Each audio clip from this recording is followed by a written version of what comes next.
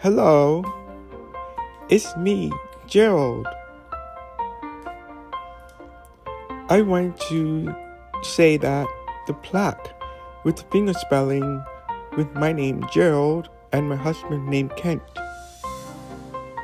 It is our marriage gift. Thank you all for that gift. It's very nice. It's nice to look at.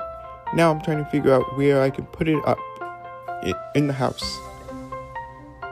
Today is March 28th, and it's been since February 28th. 1 month has went by, just a little bit, but we both enjoyed our time, and we're continuing every day with new adventures to look forward to and planning and all that. So I just wanted to thank you all for your well wish and continuing with marriage that involves communication and your wise advice.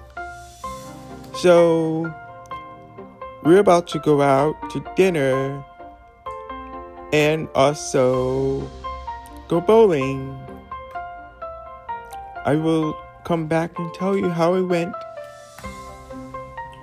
I found my bowling shoes from way back when I was living in DC. I was involved in bowling league. Now I feel like maybe I would be awkward, but I wonder if I still have the techniques and the practice already inside of me. So we'll see. I will tell you how it goes. Bye.